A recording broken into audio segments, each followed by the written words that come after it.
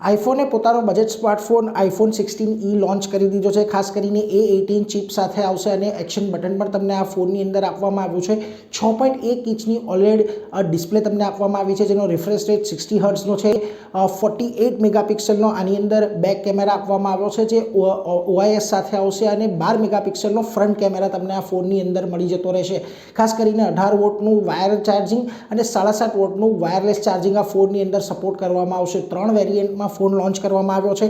128 GB જેની કિંમત 60,000 છે, 256 GBની 70,000 અને 512 GBની 90,000ની પ્રાઇસ રાખવામાં આવી છે। 21 ફેબ્રુઆરીથી આ ફોનનું પ્રી બુકિંગ ચાલુ થશે અને ખાસ કરીને 28 ફેબ્રુઆરીથી તેનું વેચાણ ચાલુ થવાનું છે।